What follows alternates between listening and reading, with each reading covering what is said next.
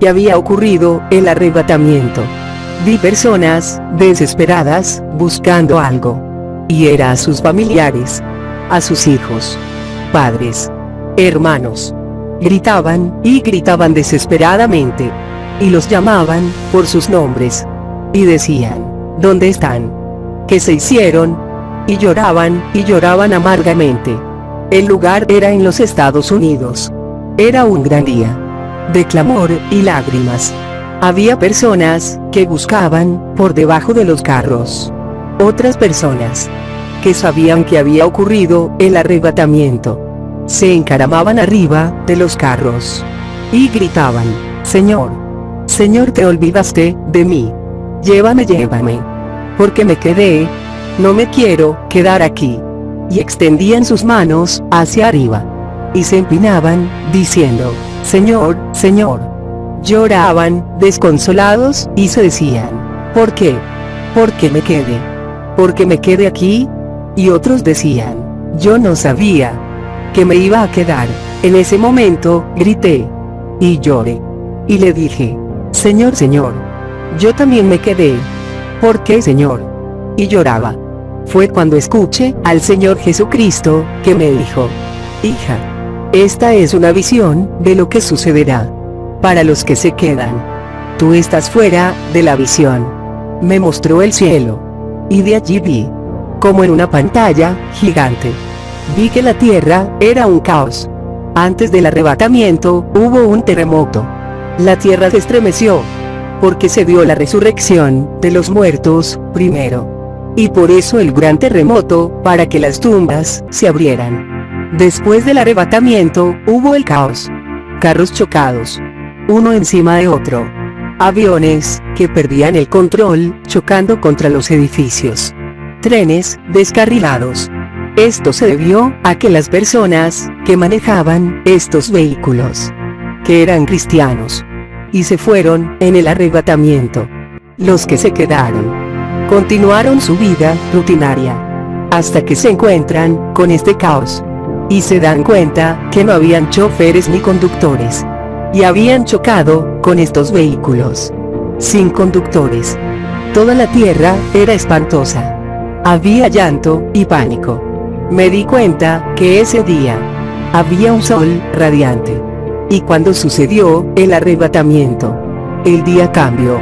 Era como que había sol, pero que una densa neblina lo cubría. Y parecía que las personas que se quedaron no se dieron cuenta del cambio.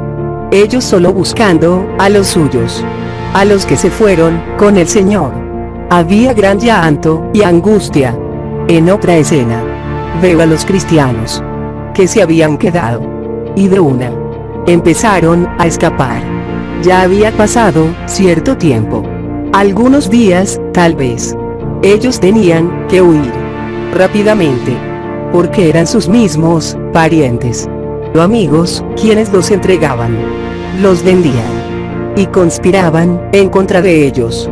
En algunos casos, eran ellos mismos quienes los prendían y les entregaban a los agentes, diciéndoles, tú no eres de los nuestros.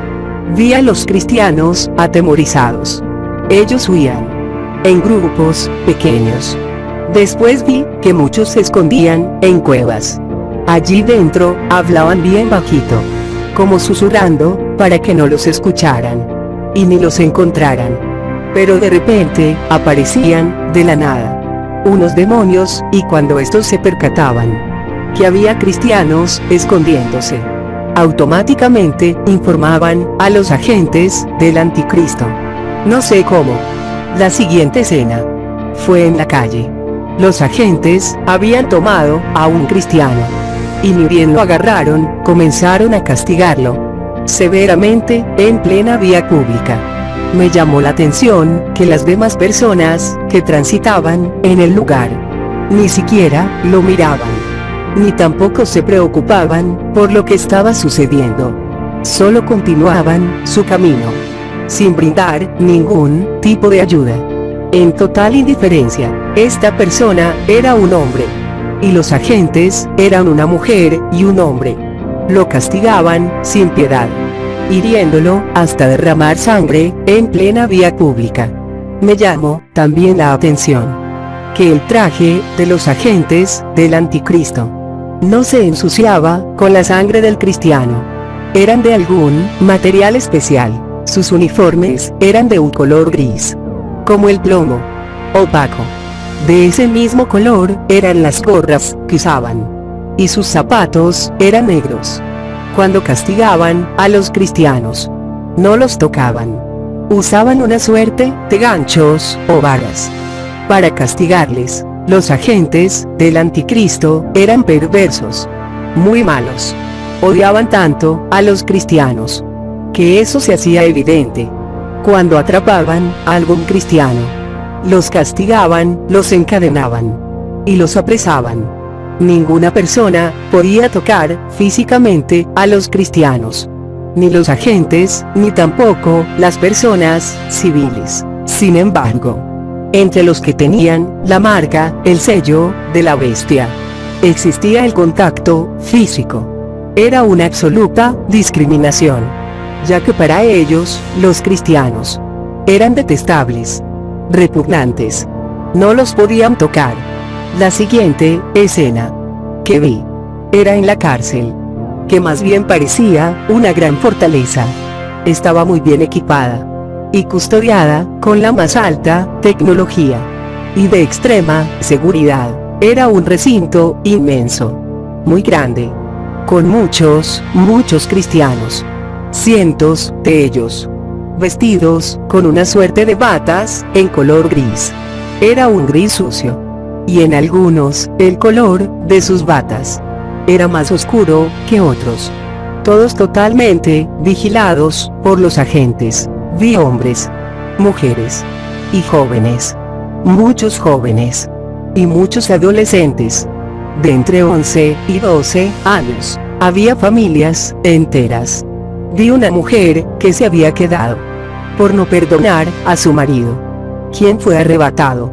También había personas que nunca fueron cristianas, pero que después del arrebatamiento comenzaron a creer que lo que les dijeron sus familiares era cierto, y por eso creyeron.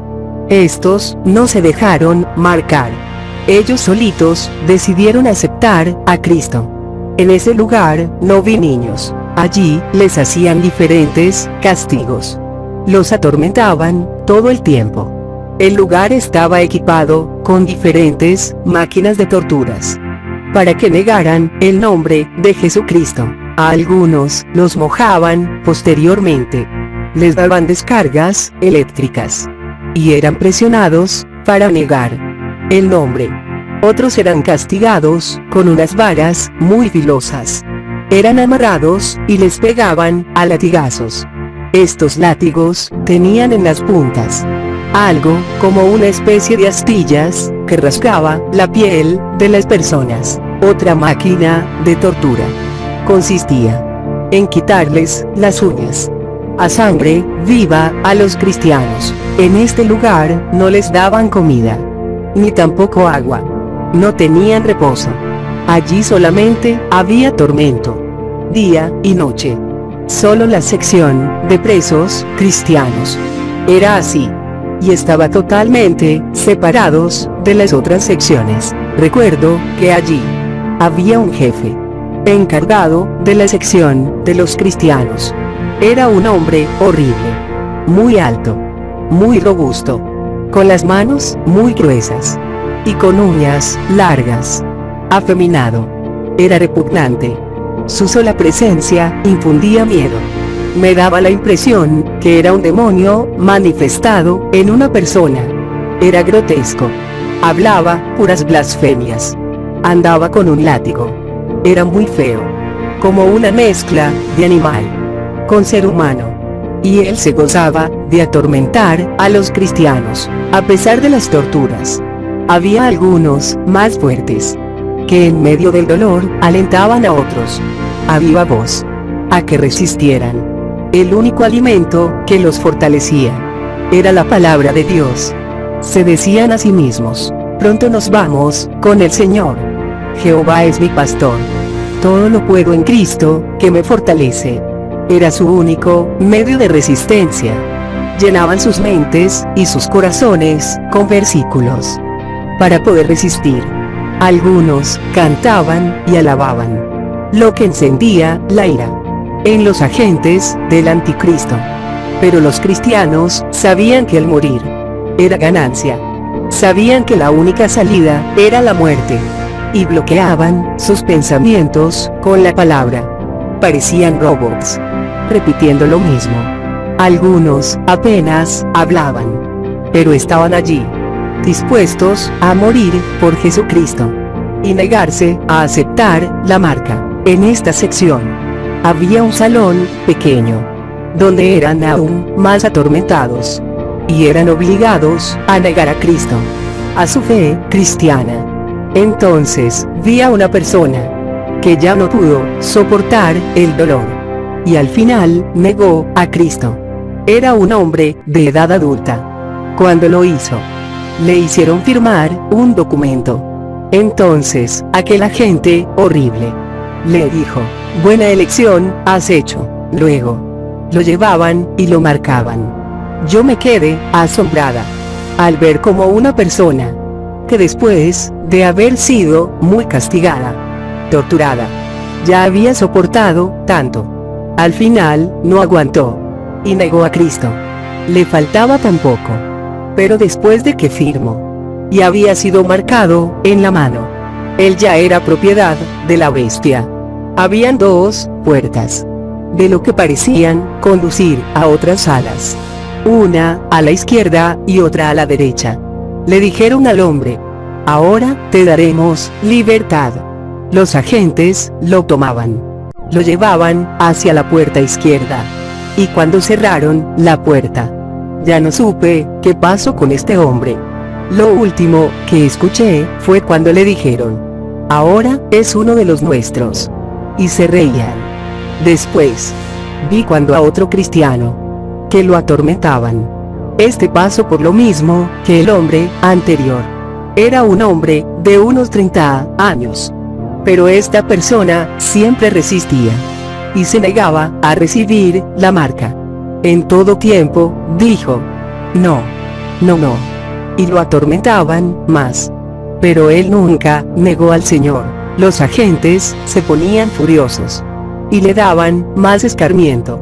Y la respuesta era siempre: no, yo soy de Cristo. Y en medio de su debilidad, lo único que podía decir era: soy de Cristo. Cuando terminó su tormento, lo pasaron a la otra puerta, a la de la derecha. Y cuando atravesaba el umbral de esa puerta, vi cómo le cortaban la cabeza, con algo así, como una guillotina larga. Pero me asombró que cuando esta persona murió, vi al mismo Señor Jesucristo, que lo iba a buscar. Él lo tomó y lo abrazó. Y fue cuando el Señor le dijo: bienvenido, estás en mi reino. Automáticamente esa bata gris se volvía en un color blanco resplandeciente, y una felicidad, gozo y alegría indescriptible inundó la vida de este valiente vencedor.